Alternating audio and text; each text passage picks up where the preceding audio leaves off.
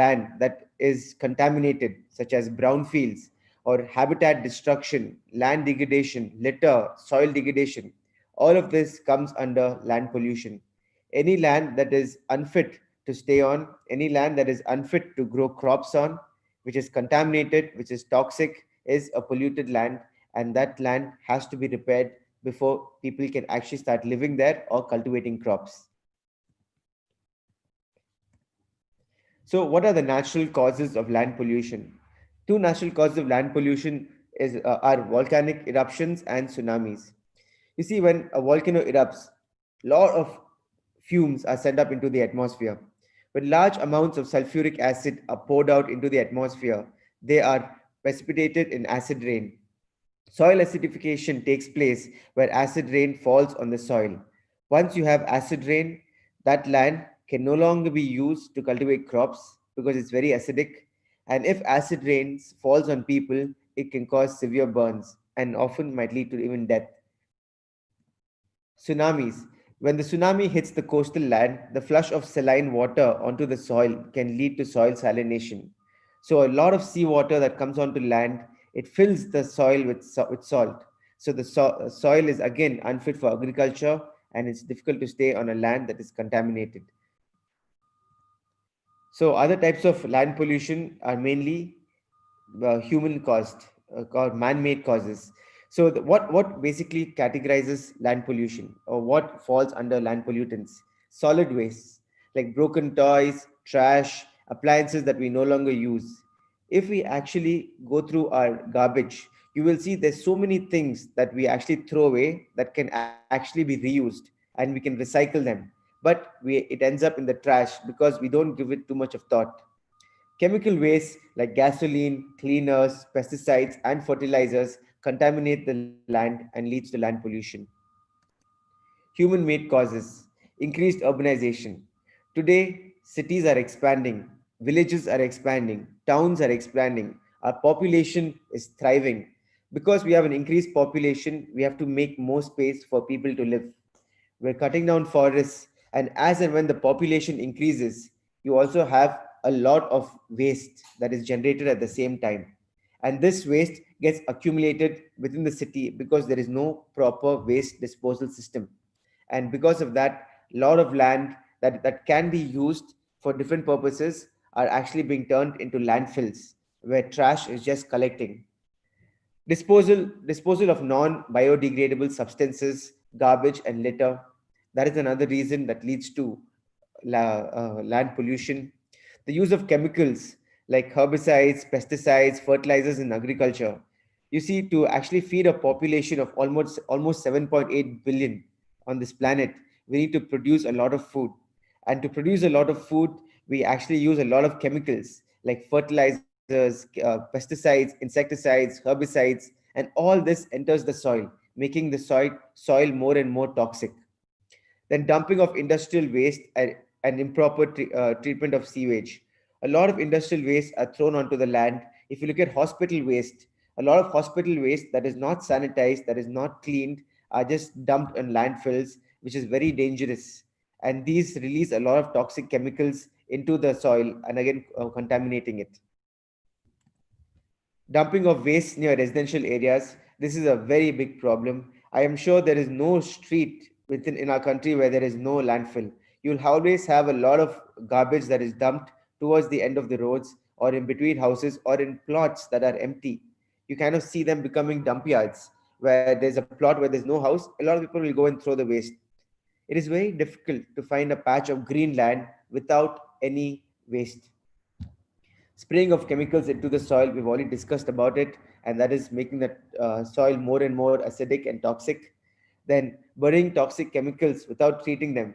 A lot of industries are actually at fault. They bury a lot of chemicals without treating them, and that contaminates the soil. Digging up land and leaving it without flattening it. So what happens is people tend to dig up the land and leave it as it is.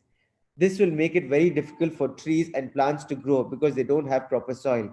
And a lot of garbage collects on top of the soil, and there is no place for the seeds to germinate.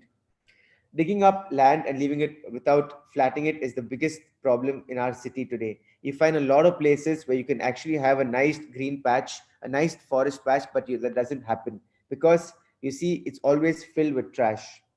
Lit cigarettes thrown on the ground can burn vegetation, leading to air pollution and loss of habitat. A lot of people smoke, but they don't dispose the cigarettes properly. They actually throw it wherever they are smoking, and you kind of find a lot of lit cigarettes that are actually thrown. This leads to wildfires and actually destroys a lot of vegetation. Now, when a particular bush catches fire, it doesn't affect us directly. The smallest way it can affect us is through air pollution. But what it does is greater damage to the ecosystem.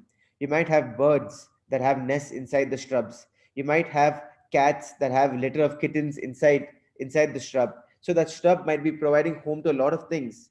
But when you throw a cigarette and burn it down, then a lot of other creatures, innocent creatures, kind of get hurt and they also die because of the consequences of our actions.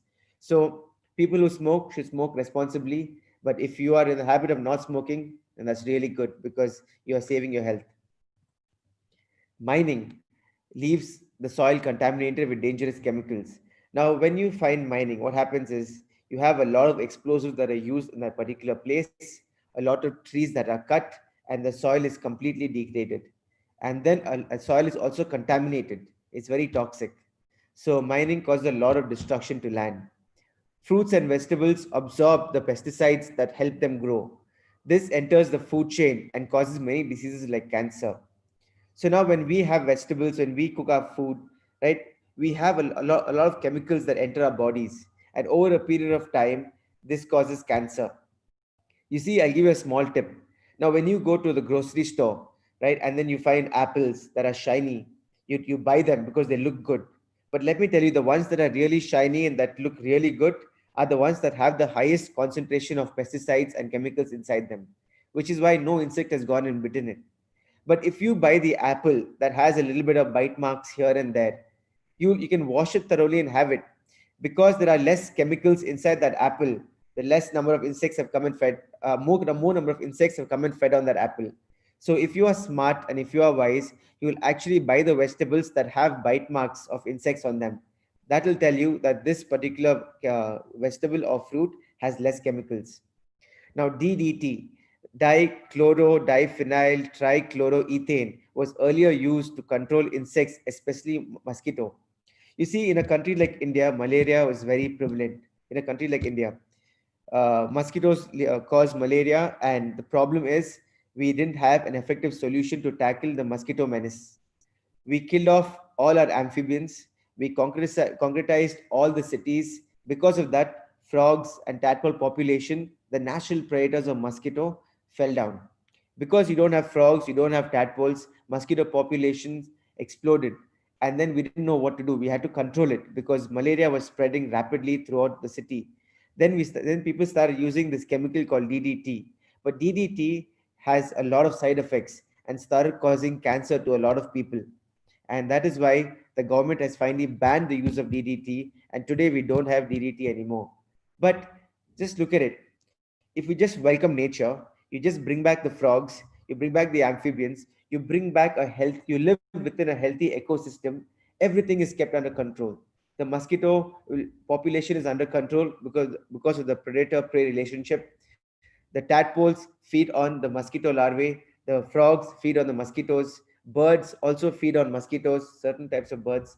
So if we just learn to live within nature, then every problem will be taken care of by nature free of cost. But today we live in a world where we use chemicals to solve all the problems.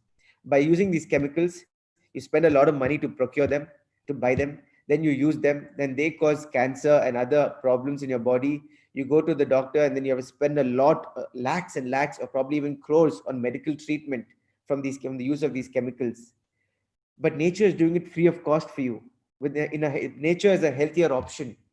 Just learn to live with nature, welcome nature back into our lives, and you will see almost all the problems will be solved. Because we are not living within nature, and because we try to control every aspect of nature, we are setting off forces that are beyond our control. And today, the mosquito menace has gotten out of control. And using chemicals is not solving the problem. If by using chemicals, if the mosquito population had fallen down and today there were very few mosquitoes, then we can at least say we have succeeded in controlling the mosquito population. But that is not true. The mosquito population is the same, or it probably has increased despite using these chemicals over the years. But earlier, when we had frogs and we had a healthy ecosystem, the mosquito population wasn't there. At least it was under control. So let's think about this. And in future, as we plan our houses, as we plan to develop the city, let us think about making it more green and let us make it more eco-friendly. Around the world, paper, cans, glass jars, plastic products, junk cars, and appliances mar the landscape. So everywhere we see a lot of these byproducts of what we use. We see a lot of unused items that are just being thrown in landfills, that are being thrown scattered all around our houses and polluting the place where we live. There's no place on earth which is free of pollution. Even when you go to the forests or when you go to pristine lakes, they're not pristine anymore. Forests are not clean anymore because you still have garbage that finds its way into the forests, into the rivers. Litter makes it difficult for plants and other producers in the food web to create nutrients. Now imagine you have a sea of plastic. How will a seed grow? How will the plants grow? Right? That's the problem. Animals die if they mistakenly eat plastic. Now, have you seen cows that are eating from the dump yards near your house? You see dogs that are eating from the dump yards. Now, look at the cow, for example. We drink the cow's milk, right? But what is the cow eating? The cow is eating plastic. The cow is feeding on these toxic chemicals that are thrown at the end of your street. And that will get into the stomach of the cow. It will get into the blood of the cow. And then when you drink the milk, it will come to you through the milk. And then we are poisoning ourselves by poisoning the cow because the cow has nothing else to eat. So let us think about this. Now, garbage often contains dangerous pollutants such as oils, chemicals, and ink. Now, these pollutants can leach into the soil and harm plants, animals, and people. So, when we throw garbage out, it somehow or the other finds its way back to us and gets into our system. So, let us try to reduce the amount of waste that we create and thus have a healthier lifestyle. Inefficient garbage collection systems contribute to land pollution. Now, the garbage that we generate has to be disposed of properly. But our country is very big, our country is overpopulated, and there is just too much garbage, and we don't have an efficient system of garbage collection. So we don't reuse, we don't recycle, we don't reduce our garbage. Just look at the amount of garbage or the amount of trash that one household generates per day. In your house, how much of waste do you throw every day? Just keep a tab of it. Now, imagine you don't throw your waste for 1 month. Your entire house will be filled with waste. You'll have no place to live. That is the amount of garbage each household will generate. But if you were to go through your waste and say, okay, I can reuse these items, I can recycle these items, then what you'll be doing is you'll be reducing your waste. You'll be reducing your production of your waste. Often the garbage is picked up and brought to a dump, to a landfill, right? Cities and towns are producing so much garbage that they are running out of space to dump their trash. So where is the space to throw the trash? Everywhere. Now cities are expanding and they're moving into the forests. So there's no place between the city and the forest. You have the cities that are right at the border of the forest. Now either you throw the waste in the city or you have to throw it into the forest. So there's no other place because every place is taken up by our population. We are expanding, and as we grow, there is no place for our garbage and us to stay together. So we'll have to find ways in which we can reduce the waste. Okay, let me talk to you about a land pollution tragedy that happened in the Philippines in 2000. A massive landfill near Quezon City, Philippines, was a site of land pollution tragedy in 2000. Hundreds of people lived on the slopes of Quezon City landfill. Now there was a big dump yard and there were hundreds of people that had their homes around it. These people made their living from recycling and selling the items that were found inside the landfill. That looks like a very nice way of actually solving the landfill problem. But you have people that are living right next to this garbage dump. but they're still making a living by reusing, recycling whatever they find. Unfortunately, the landfill was not secured, and heavy rains caused a trash landslide, killing 218 people. So one day, this mountain of trash all fell down, and it went over the people's homes, and 218 people were killed because they were buried underneath the trash.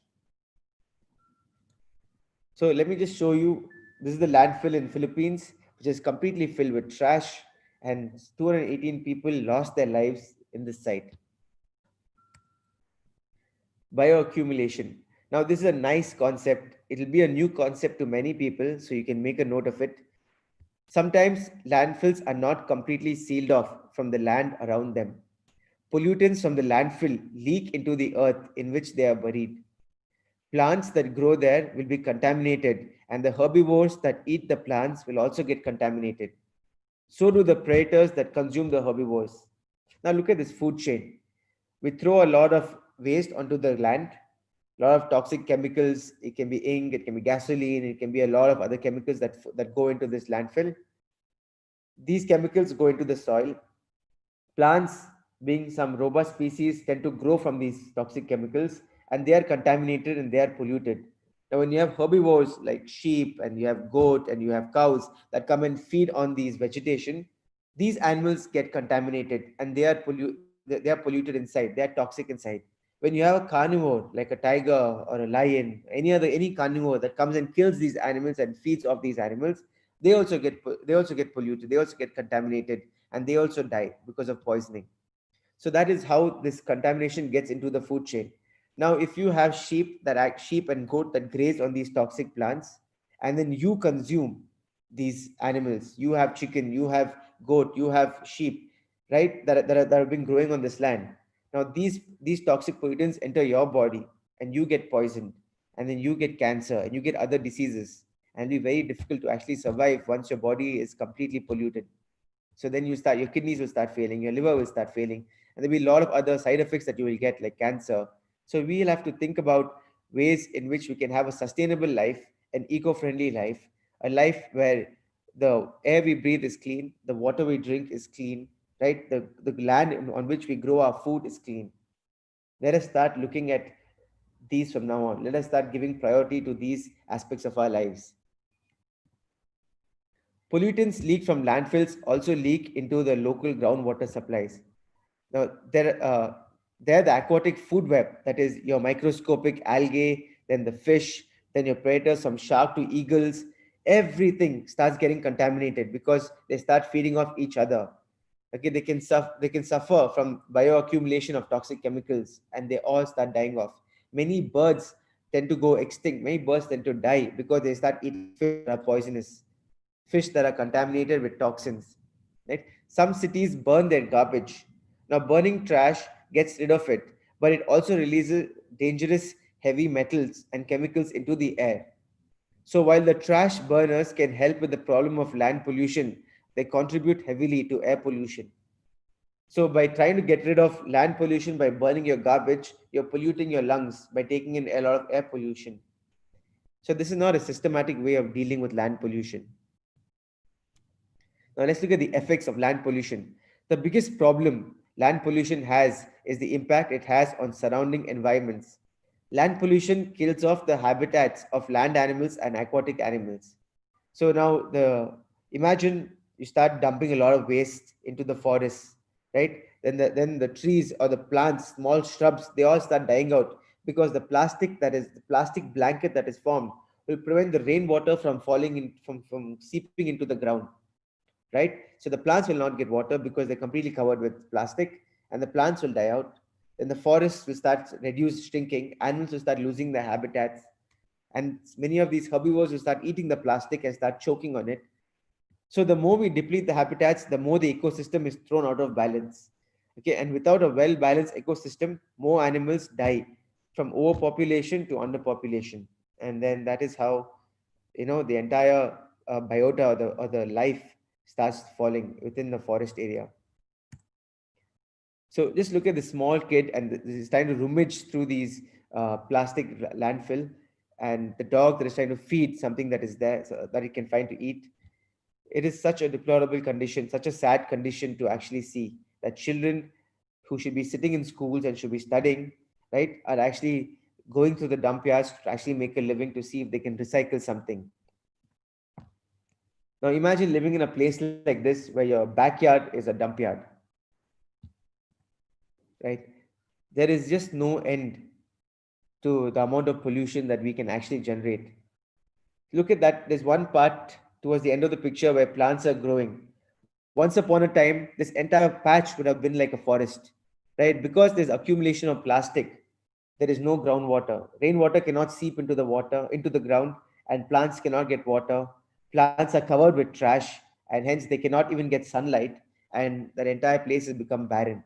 And as you keep on increasing your plastic production, as you keep on dumping more and more waste, you see that the size of this dump yard keeps increasing, and the amount of trees and the green vegetation will start reducing.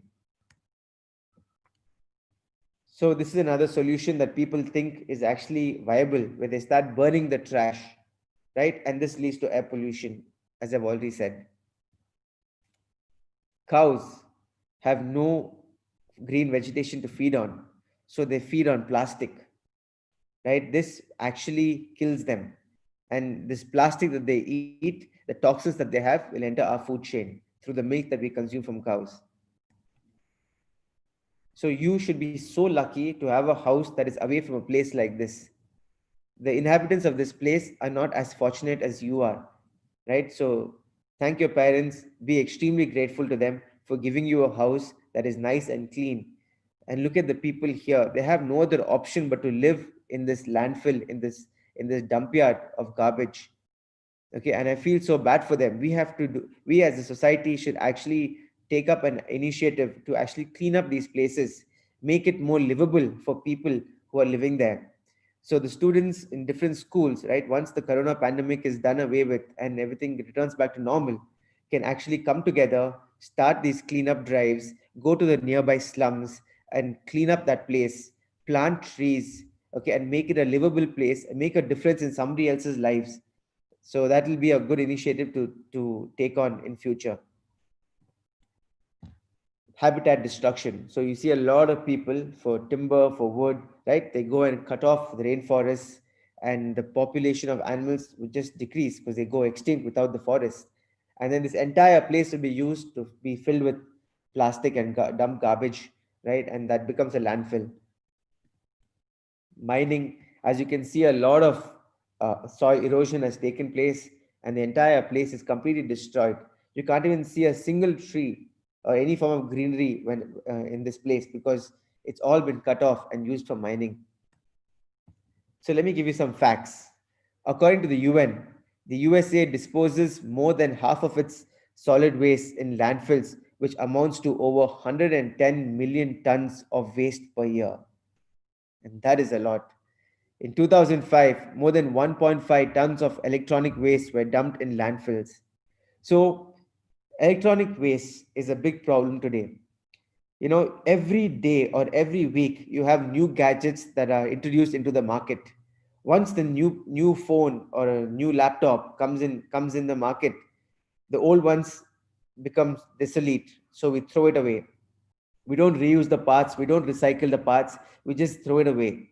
And then these electronic items that can be used by other people who don't have these items, right, they don't get it, and it ends up in landfills and then becomes trash.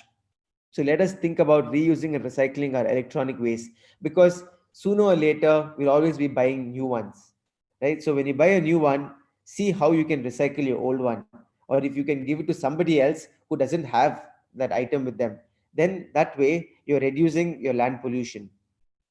Due to land pollution, the earth loses approximately 25 billion tons of valuable topsoil each year.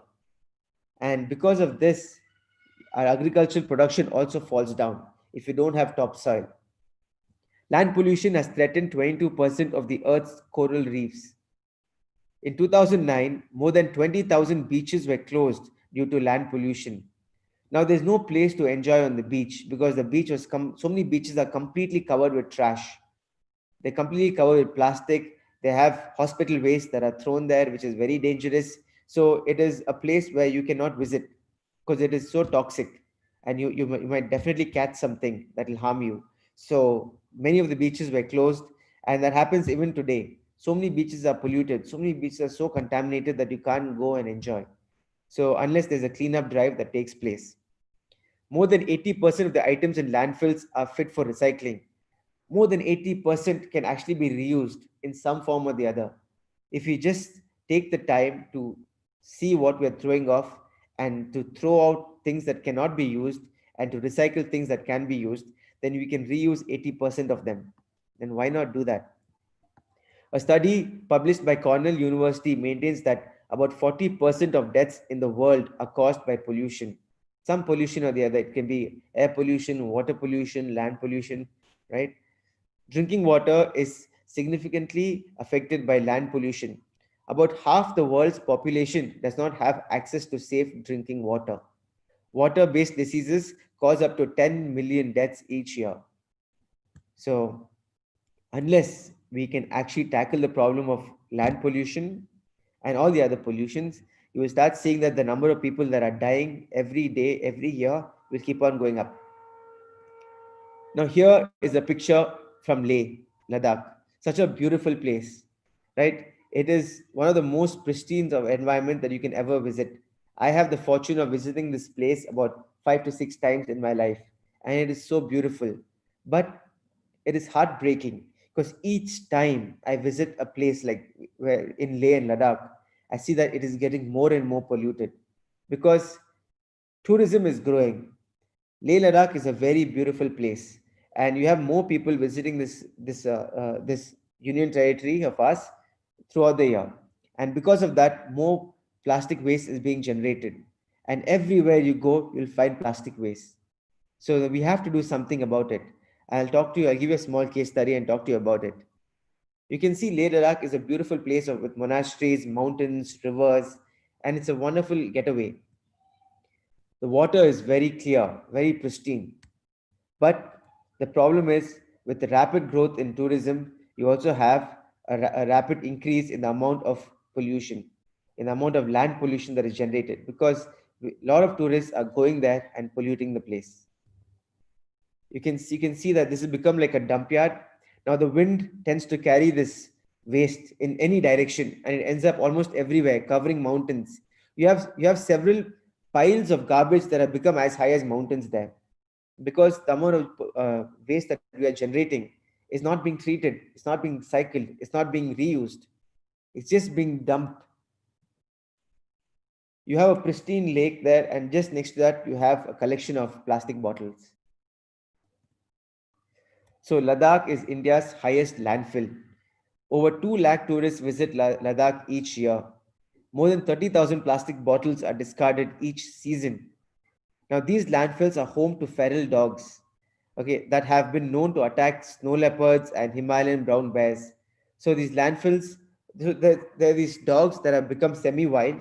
They form a huge pack, and they start attacking wildlife as well. They start living in these landfills. These dogs, they don't get anything to eat during the winter. So then they take to these landfills to see what they can eat in the waste. There were instances where even children were killed by these feral dogs, and that is a problem that Ladakh is gripped with today. So be a responsible tourist. Now, what can you do to be a good tourist? Do not litter. Keep a track of the plastic waste you generate and try and bring it back. Why don't you carry an extra bag with you? Any plastic waste that you generate, that like it can be a chocolate wrapper or any plastic waste that you think, a bottle, maybe plastic bottle, put it in that bag, bring it back, and dispose it safely from the place of your origin. Just do that so that you reduce the amount of stress the land is taking. Carry your own water bottle. This way you can reuse the bottle. You can fill your water from hotels and homestays wherever you're staying, and not buy any plastic bottles with water. Simple, right? Choose a homestay over a hotel, because homestays you will tend to create less waste. Now when you go to stay in a hotel, you'll use plastic bottles for water, right? You might buy a packet of chips or whatever, and that has a plastic container. So that way you tend to generate more waste. If you live in a homestay, then you will actually be using products that are in the house, that do not contribute to garbage, right? You have steel plates, you have steel glasses, right? And then you will eat whatever is prepared in the house. So that way you can actually reduce the amount of waste that you generate when you go to places like this. You share taxis. Now you see a lot of bikers, they tend to go to Leh Ladakh for a beautiful trip, right? It's like one of the iconic trips, saying I have driven from Delhi to Leh.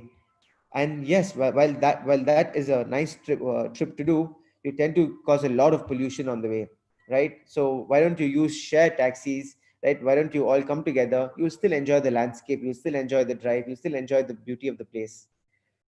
You can also volunteer with an NGO to help clean up a place. Now, instead of just going there for a vacation, why don't you try and tie up with an NGO and go and do some volunteering work? Do some cleanup drive of the lakes. It can be can be the Pangong Lake, Sombreri Lake, so many beautiful lakes that are there. And that way, you'll also get to see the beauty of the place, and you've also contributed in cleaning up that place. Now, how to prevent land pollution? Simple steps. Segregate garbage and dispose them up in appropriate places. Now, when you talk about segregate your garbage, you have wet waste, and then you have dry waste, and then you also have your pharmaceutical waste. So why don't you have three dustbins and segregate your garbage? Encourage recycling and reuse of non-biodegradable materials. Now, whenever you're trying to throw off some electronic item or anything, why don't you look at it and say, okay, can I reuse this? Can I use this in some other way? And when you do that, you'll be actually reducing the amount of waste that you generate. When you get the bottle, avoid the use of harmful chemicals such as fertilizers and pesticides. The one that you painted. Avoid the use of harmful chemicals and fertilizers and pesticides. That way, you can actually stop contaminating the land, right? Why don't you use, natural substances, like, natural, not, I won't say chemicals, but actually you can use natural remedies to actually solve the problems of insects. Like you can use a paste of neem and ash, and that will reduce the amount of insects that feed on your crops instead of using these chemical fertilizers that are poisoning you. Refrain from dumping toxic waste on land. Simple as that. So now here in my house, I had two glass bottles here. And after I finished using these bottles, they were usually ended up in the waste.